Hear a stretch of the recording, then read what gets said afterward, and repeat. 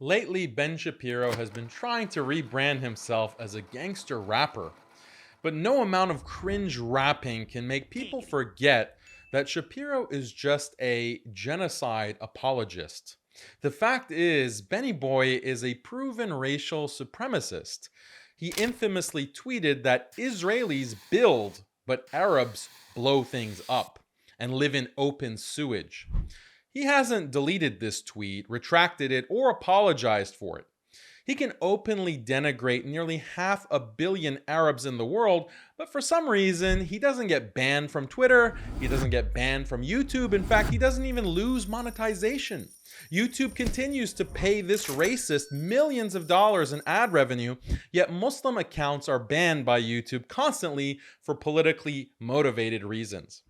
Speaking of getting banned off YouTube, have you subscribed to our channel yet? Come on, do me a solid and hit that subscribe button. And if you really want to make my day, go to muslimskeptic.com and subscribe to our newsletter. That way, if YouTube decides to pull the plug on our channel, you can still stay connected.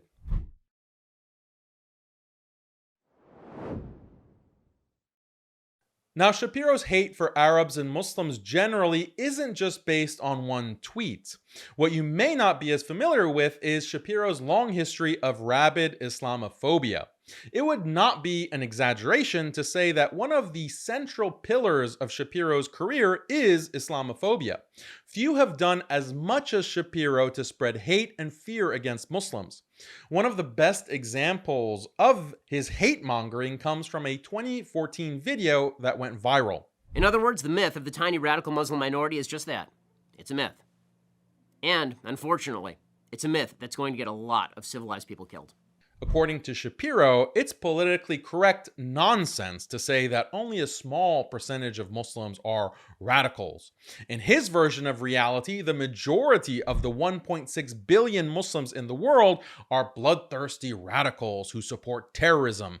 And if civilized people don't wake up, those civilized people are probably going to get slaughtered by the barbaric Muslim hordes.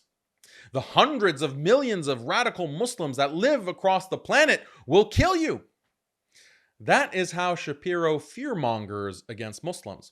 As of today, this video has about 4.4 million views.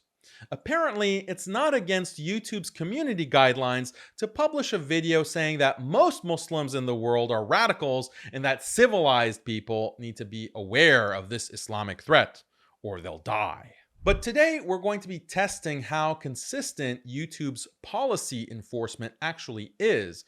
Because what if we were to do Shapiro's same exact analysis, except instead of Muslims, we look at Jews? Shapiro titles his video, "The Myth of the Tiny Radical Muslim Minority." Well, what if we made a video titled, "The Myth of the Tiny Radical Jewish Minority"? Would YouTube allow that? Are we allowed to investigate what percentage of Jews in the world are actually radicals using Shapiro's same exact definition? Let's do that. So, let's examine the question. Is radicalism in the Muslim world a tiny minority phenomenon?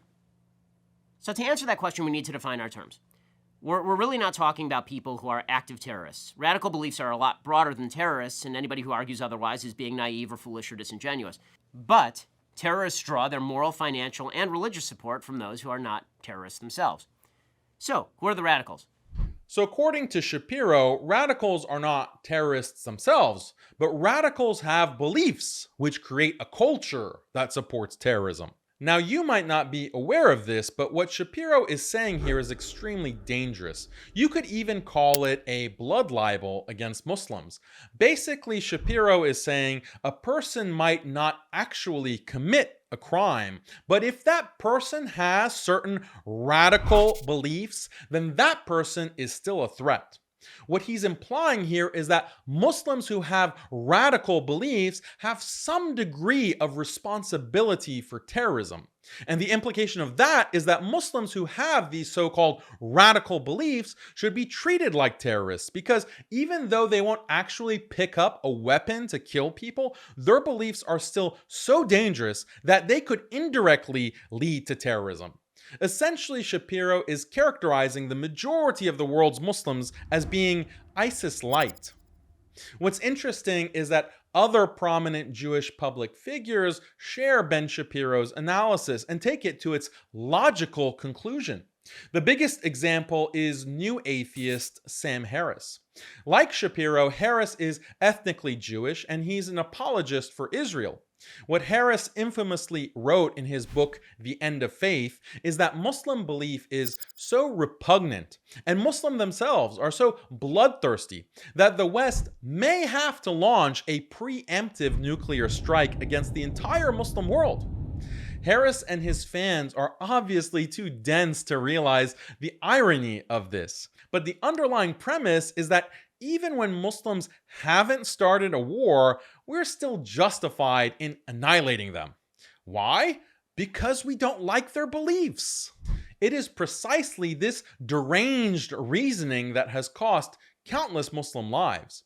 When Shapiro and other Zionists spread the claim that Muslims are ISIS-light, this ends up justifying endless wars against Muslims, endless occupation of Muslim lands, endless bombings and bloodshed of Muslims the world over that we've seen in the past 20 years.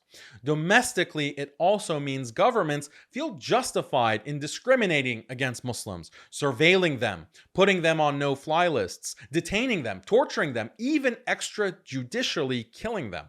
Discriminating against Muslims is justified according to Shapiro's logic because the majority of Muslims are ISIS-light radicals. Therefore, we have to treat them like we would treat ISIS.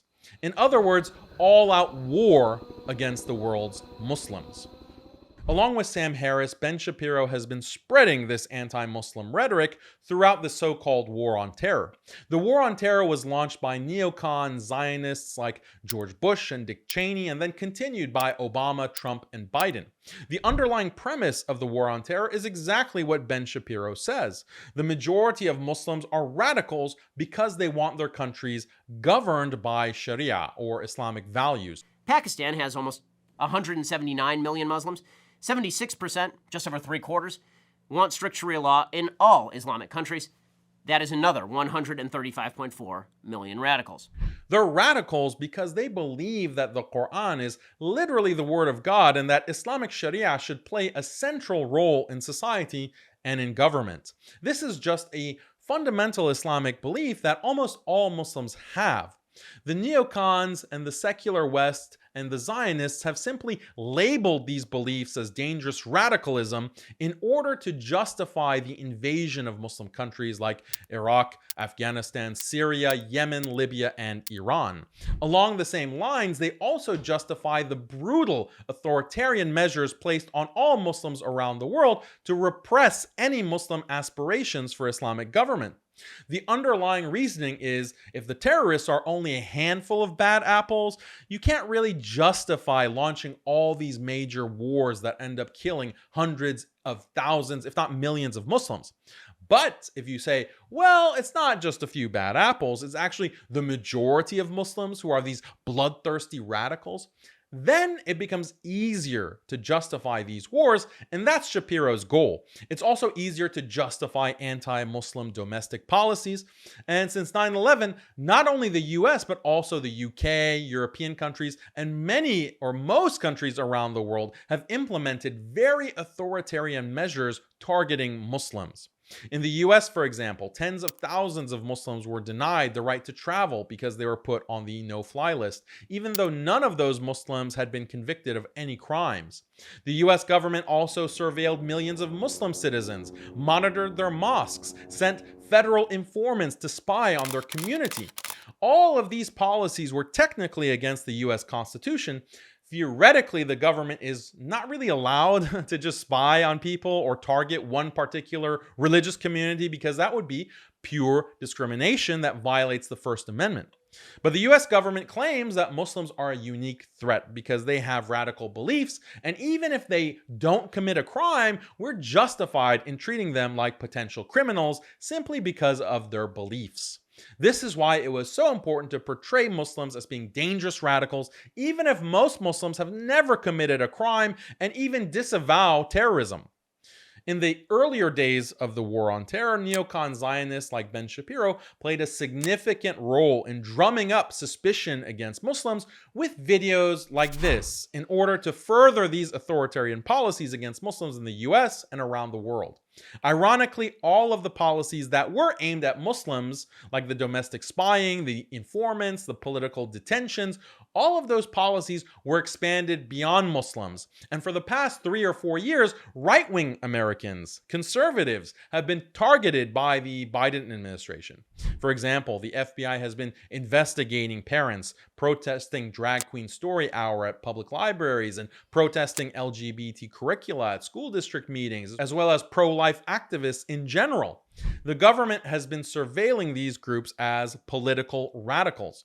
Basically, they've been targeted for their ideological beliefs. And grifters like Ben Shapiro cry crocodile tears and pretend they're against the government targeting people for having right-wing beliefs. But little Benjamin had no problem when it was Muslims being targeted by the government in the exact same way. If the government targets Muslims for their beliefs, no problem. But if the government targets right-wingers for their beliefs, then it's an inquisition all of a sudden. Shapiro contributed to that targeting of the Muslim minority in America, and he has faced zero accountability for that. So now let's extend Shapiro's argument about radicalism to Jews. But before we do that, let me just remind the viewers that I'm doing this purely for the purpose of pointing out double standards and not to spread hate for Jews. As Ben Shapiro and Sam Harris themselves say when they are busy criticizing Islam and Muslims, criticism does not mean hate. So while in the rest of the video I will be talking about how a significant portion of the Jewish community harbors radical beliefs, in reality, I don't consider all Jews to be radicals. And unlike Ben Shapiro's Islamophobic diatribe, I'm happy to acknowledge the fact that there are many brave and praiseworthy Jews who have committed themselves to fighting radicalism in their own Jewish community. Jewish intellectuals and activists like Norman Finkelstein, Max Blumenthal, Glenn Greenwald, Dan Cohen, Aaron Mattei, Noam Chomsky, and many others have dedicated much of their careers to speaking out against Jewish radicalism. We should all appreciate their brave efforts, which are a credit to the Jewish race. Now, getting back to Benny Boy, Shapiro defines a radical Muslim as a Muslim who believes that Muslim countries should be ruled by Islamic law. In one video, Ben gives this definition. Okay, let's begin with a couple of definitional facts on this one. If Christians in the United States wanted to be governed by Christian theological law, we would call them radical Christians. Right? Just put it out there. Jews, the same thing. Right? If Jews said, I want a country that is governed strictly by Jewish Torah law, we would call them radical Jews. So if you are a Muslim and you want your country governed by strict Sharia law, this would make you, by definition, a radical Muslim. Shapiro proceeds to list how, in Muslim countries, the majority of Muslims are in favor of being ruled by Sharia law. Therefore, the majority of Muslims are, by definition, radicals, because they don't accept the beautiful values of secularism. Muslims want Islam to be the law of the land, and that means discrimination against non-Muslims, and that means radicalism. So, let's extend this definition of radicalism to Jews. What percentage of Jews in Israel want Jewish law? According to Pew, 29% of Israeli Jews believe that Jewish law should be state law. So that means about 1/3 of Israel's Jews are radicals by Shapiro's own definition. Furthermore, 79% of Israelis believe that Jews should get preferential treatment over non-Jews.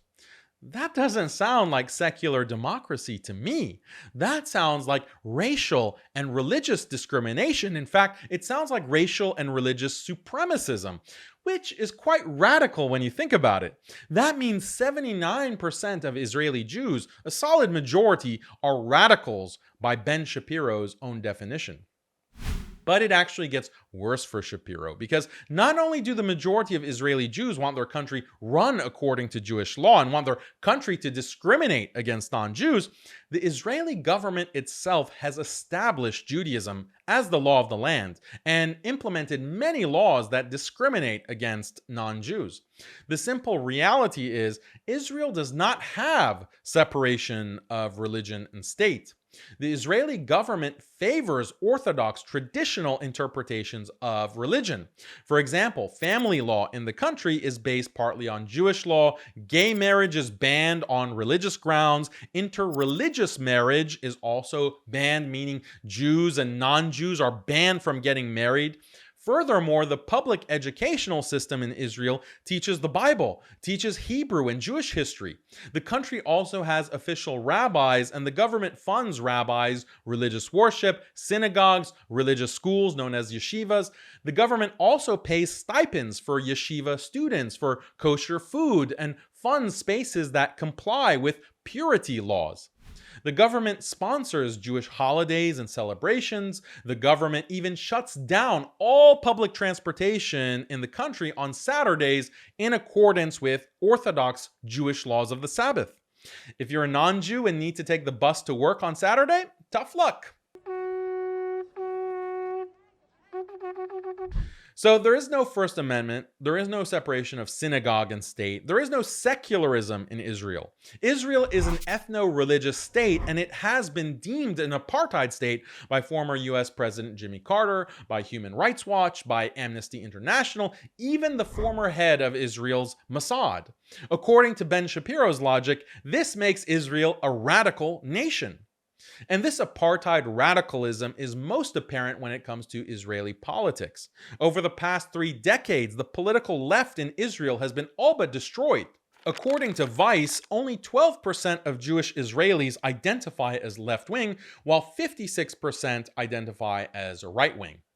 All of Israel's elected governments are highly right-wing, and this reflects the Israeli population's support for apartheid and genocide.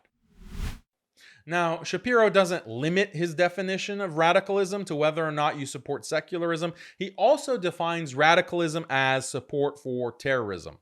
We can define terrorism as the deliberate targeting of civilians, usually by non-state actors. Before we move on, though, it's important we make a distinction here. While it's true that the majority of the world's Muslims do want Sharia law, it's not true that the majority of Muslims support terrorism.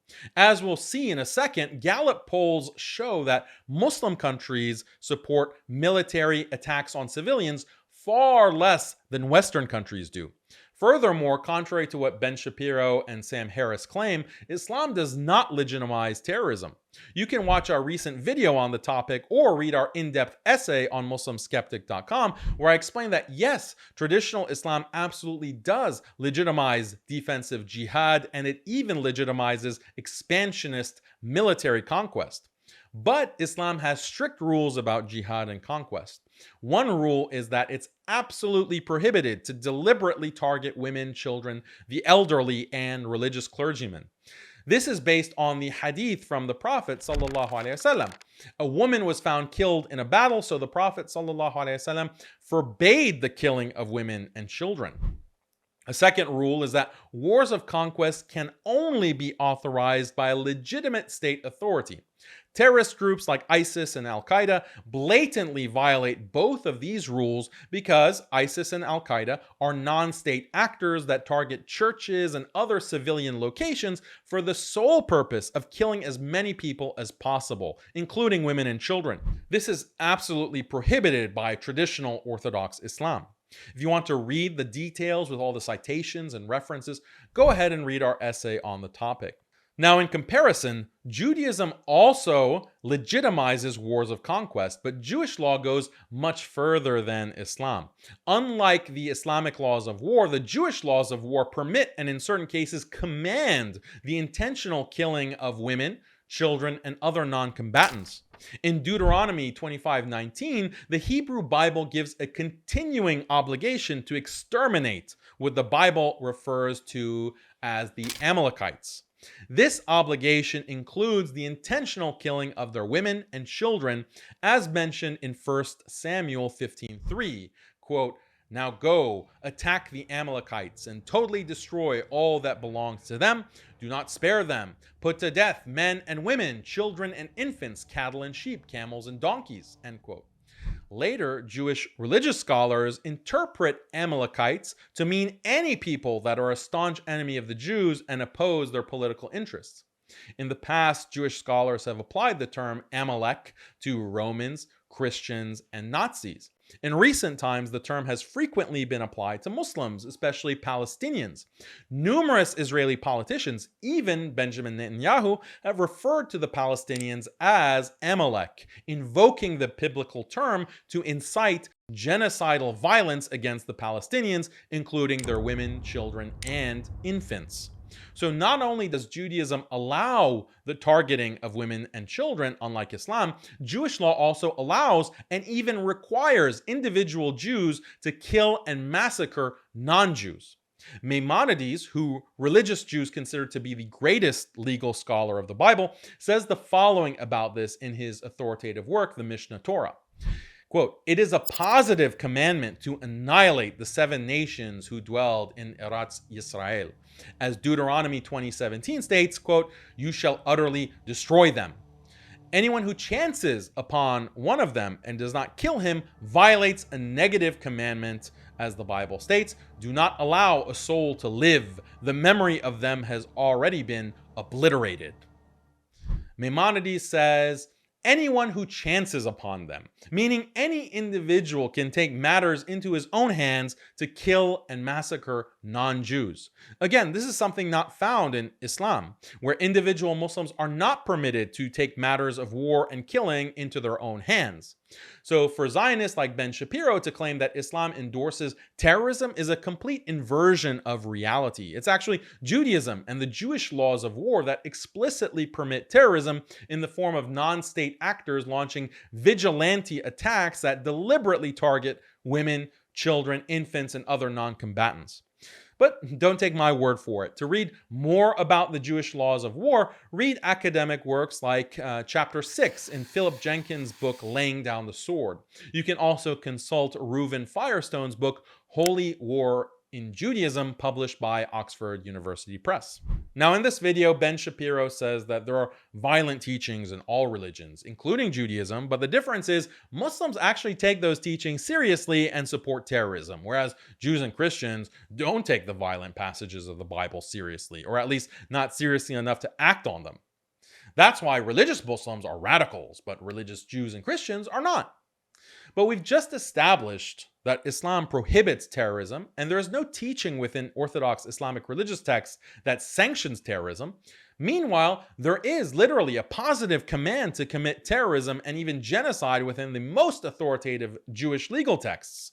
Ben Shapiro might claim that Jews today don't act on those teachings, but this is completely and utterly false.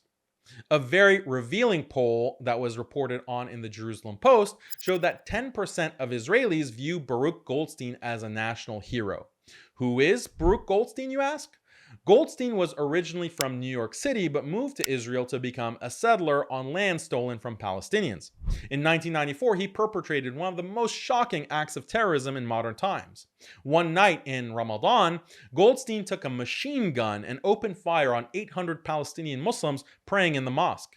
He ended up killing 29 and wounding 125 Muslims before he was beaten to death by the survivors. This is the terrorist that 10% of Israeli Jews consider to be a national hero. About 1/3 of Israeli Jews don't know whether to consider him a hero or a terrorist because, who really knows if murdering 29 innocent people in a house of worship is really terrorism?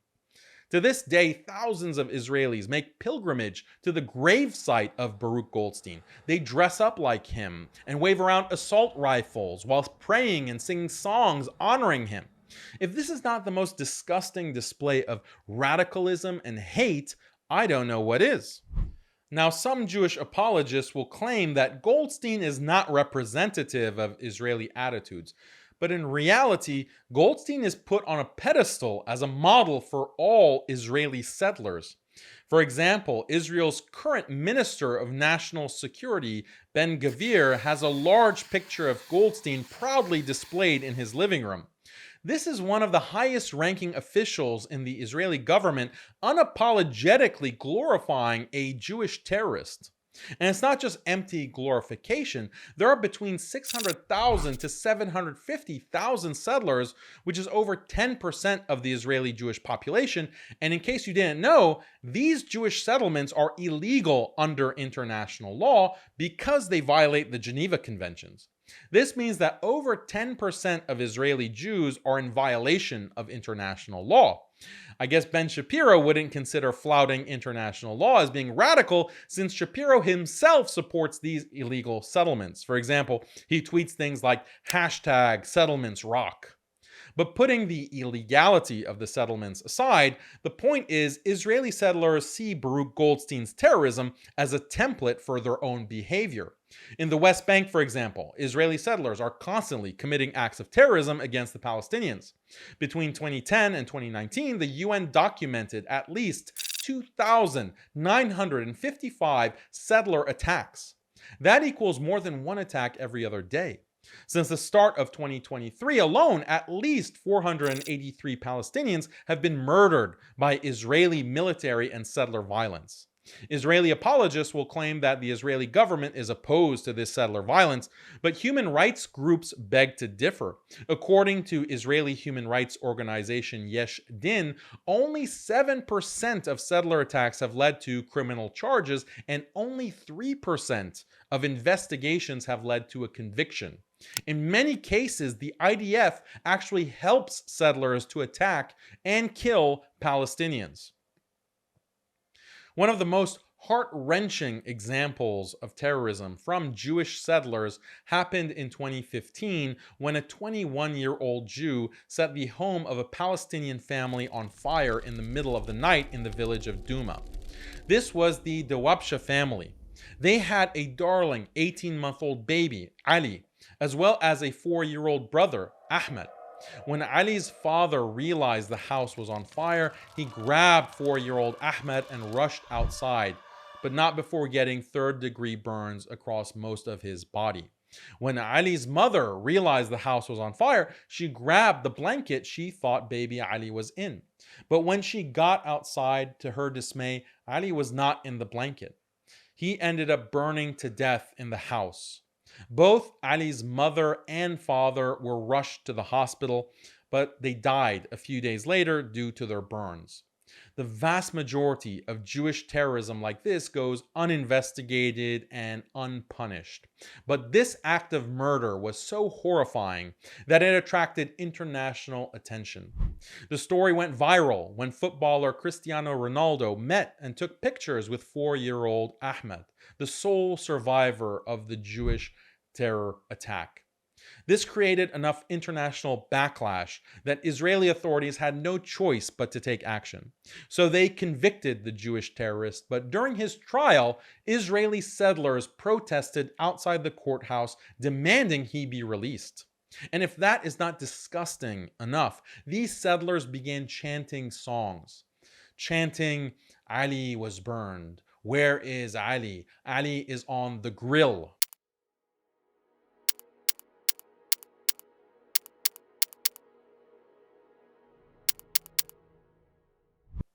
Can you imagine taunting a family about their baby being burnt alive by a terrorist? And this wasn't an isolated event. A video of settlers celebrating at a wedding by stabbing a picture of baby Ali also went viral in 2015. Israeli settlers are so deranged that they revel in the murder of Palestinian babies at their weddings. All this is just one example of the kind of unspeakable atrocities innocent Palestinian families have to endure because of Jewish radicalism. And many rabbis in Israel are teaching Israelis that these acts of terrorism are good and righteous in the eyes of God. The top religious military academy in Israel is B'nai David, a kind of seminary where Israeli high school graduates go to prepare for serving in the IDF. There was controversy in 2019 because some of the statements of the teachers at this academy became public. For example, in one video clip, Rabbi Eliezer Cashtiel says, quote, "The Gentiles will want to be our slaves. Being a slave to a Jew is the best. They're glad to be slaves. They want to be slaves instead of just walking the streets and being stupid and violent and harming each other. Once they're slaves, their lives can begin to take shape. All around us, we're surrounded by peoples with genetic problems. Ask a simple Arab, where do you want to be? He wants to be under the occupation. Why? Because they have genetic problems. They don't know how to run a country. They don't know how to do anything. Look at them." End quote. All this is quite racist, of course, the same kind of racism that we saw from Ben Shapiro himself. But the rabbi wants to leave no doubt that what he's saying is racial supremacy. So he follows up. Yes, we're racists. Yes, we believe in racism. There are races in the world, and peoples have genetic traits, and that requires us to try to help them. The Jews are a more successful race. End quote. This is what they're teaching at Israel's top military academies.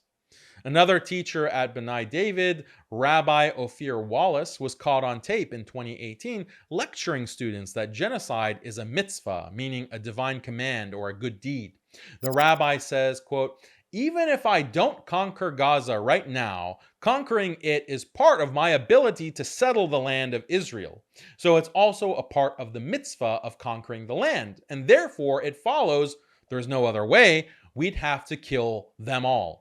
Israel apologists again will claim that this rabbi is making a fringe statement, but this rabbi teaches at B'nai David Academy, which Israeli government officials regularly visit and even honor with awards and funding. Netanyahu gave a speech at this very same academy as recently as last month. Beyond B'nai David Academy, one of the most senior rabbis in Israel, Rabbi Yitzhak Shapiro, co-wrote an entire treatise on the permissibility of terrorist attacks on non-Jews.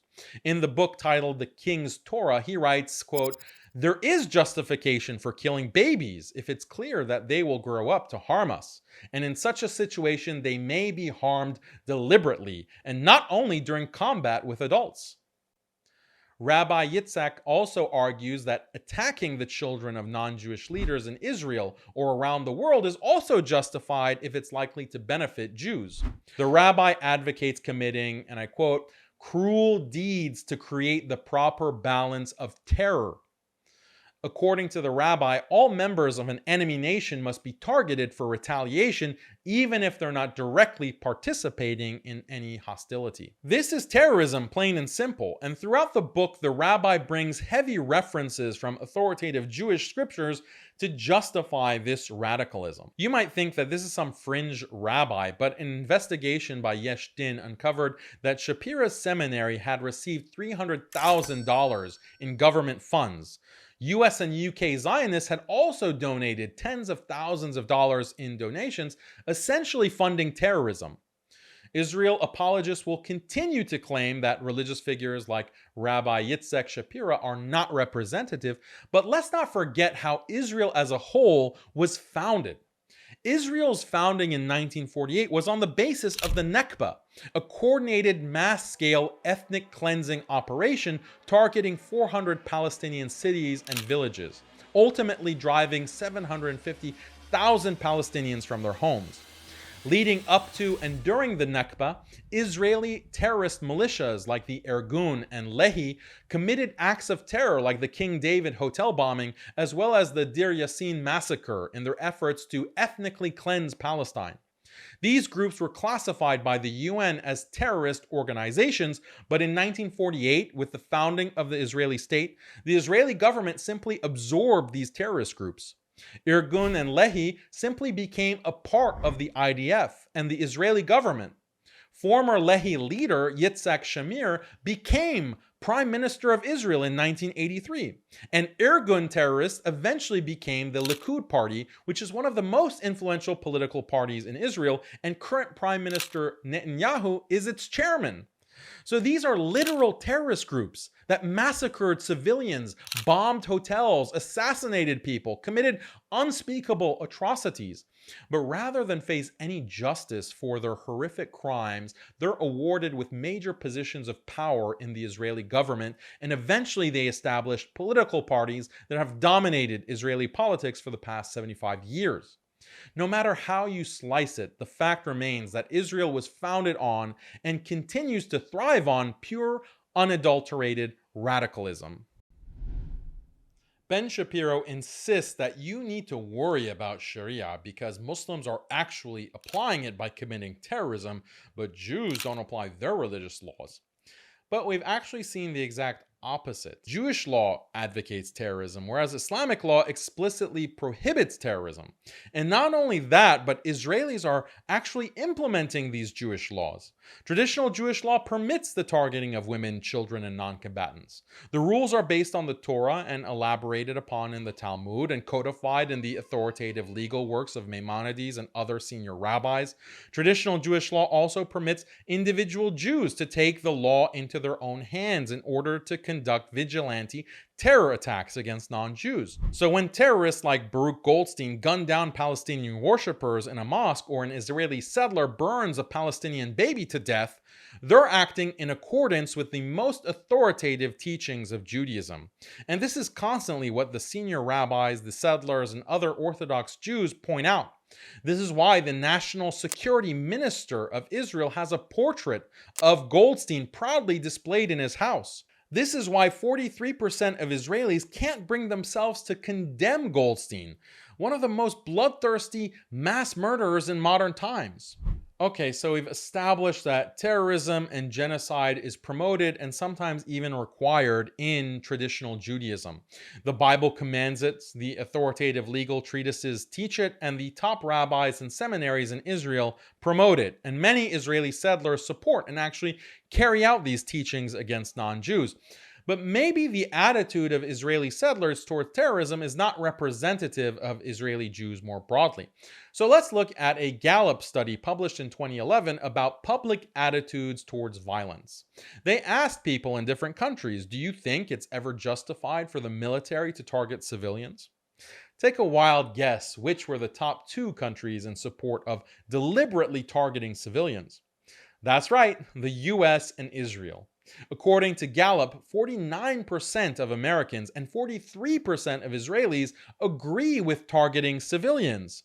Israel was far ahead of most Muslim countries. In Yemen, for example, only 15% said attacking civilians was sometimes justified. In Iran, only 12%. In Saudi, only 10%.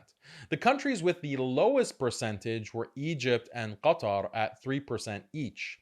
The overall study showed that Muslim countries were far less likely to support targeting civilians than non-Muslim countries.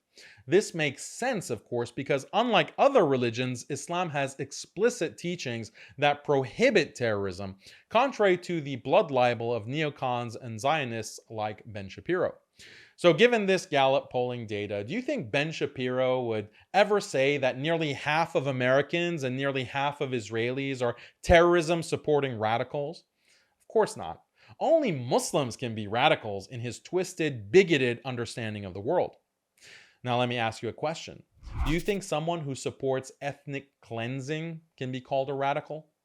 The official UN definition of ethnic cleansing is, quote, rendering an area ethnically homogeneous by using force or intimidation to remove from a given area persons of another ethnic or religious group. According to recent polling, 83% of Israelis support forcibly removing Gazans from their land. That means 83% of Israelis support ethnic cleansing. Prior to the Gaza war, polls showed that nearly half of Israeli Jews supported ethnic cleansing of Arabs. Another metric to gauge the radicalism of Jews is their attitude towards the current war. Back in December, the US government was feeling the backlash from all the global outrage at the thousands of Palestinian children being slaughtered by Israel. So US officials encouraged Israel to, bomb less babies. Could you throw us a bone and maybe not bomb hospitals and refugee camps? But telling Israel not to bomb children is like telling Michael Jordan not to win at basketball. Israel is definitely the Michael Jordan of bombing children. And the proof of this is recent polling, when the US asked Israel to show some restraint and phase back the heavy bombing of densely populated areas of Gaza. 75% of Israeli Jews said absolutely not. That, to me, sounds pretty radical. Now, for most of this video, we've been talking about the radicalism of Jews in Israel, but nearly half of the Jews in the world live in America. How radical are American Jews? Well, one indication is that 32% of American Jews believe that God gave Jews the land of Israel. This is a good indication of radicalism because if you believe that God Almighty has given you the divine right to a piece of land, then you're going to be more willing to support violence to take over that land and violently expel others. As we've seen, large numbers of religious Jews take the violent passages of the Bible seriously enough such that they support violence and war. The Hebrew Bible says explicitly that God has given the Jews the land of Israel, and 32% of American Jews believe that. But the Bible also says Jews must violently take over the land of Israel and exterminate the non-Jews living on that land. This is found in Genesis chapter 15, verses 18 through 21. On that day the Lord made a covenant with Abram, saying, "To your descendants I give this land, from the river of Egypt to the great river, the river Euphrates." Also in Deuteronomy chapter 15, verses 4 through 6, "In the land the Lord your God is giving you to possess as your inheritance, he will richly bless you. You will rule over many nations, but none will rule over you." So according to the Bible, the Jews owned the land of Israel as an inheritance. But then later in Deuteronomy chapter 20, verse 16 through 17, it says, "However, in the cities of the nations the Lord your God is giving you as an inheritance, do not leave alive anything that breathes. Completely destroy them, as the Lord your God has commanded you." So basically, the Bible is committing Jews to wipe everything out. Do not leave anything that breathes, and specifically the lands that God gives you as inheritance, which is Israel. I don't know about you, but to me that sounds kind of violent. But of course, Jews don't take any of this seriously, right? Well, except for the part where 32% of them believe that God gave them the divine right to the land of Israel. But that doesn't mean they support violence, right? Well, except the Jews that do support violence, like the 81% of American Jews who do support the genocidal war in Gaza happening right now. The only American Jews who do not support this bloody war, where Israel has murdered 11,500 children, are the 12% who support a ceasefire. But there's only 12%.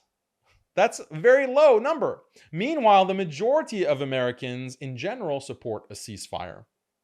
And if all that isn't an indication of the radicalism in the American Jewish community, keep in mind that a whopping 40% believe Benjamin Netanyahu is a good or excellent leader. Netanyahu, one of the most genocidal right-wing politicians in all of Israel's history. Netanyahu, the guy who said that 9/11 attacks were good for Israel. Apparently, 40% of American Jews love this guy. So these figures indicate that American Jews are perhaps not as radical as Israeli Jews, but they're definitely comparable. And whether we're talking about America or Israel, radicalism is not limited to a small minority. Again, we're only taking the standards that Ben Shapiro himself used to spread blood libel against the majority of Muslims in the world and applying it to Jews. If people have a problem with characterizing the majority of the world's Jewish population as radicals, you should have an even bigger problem with Shapiro and other Zionist and right-wing influencers characterizing the majority of Muslims as radicals who are out to kill you. Shapiro says that civilized people need to watch out for the so-called radical Muslim majority because you could get killed. Can we say the same thing about Jews or any other religious group? Can we say that civilized people need to be on the lookout for a radical Jewish majority because you could get killed? I'm just wondering because YouTube allows a video with that kind of message about Muslims on its platform, and it gets 4.4 million views and God knows how much in ad revenue. But is anyone allowed to publish an analogous video about other religious groups? Or does YouTube only allow Muslims and Islam to get constantly attacked and smeared and denigrated in this fashion? Now I know what some of you with only 2 functional brain cells are thinking. But Daniel, you're a Muslim who supports Sharia too, so you're a hypocrite for criticizing Jews. Well, I do support Sharia and I do support Islamic government in Muslim lands, but at least I don't pretend to be a secular humanist in favor of democracy.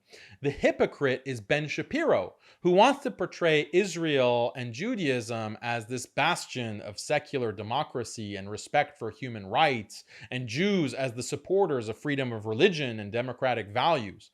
Meanwhile, he smears Muslims as these barbaric, bloodthirsty terrorists.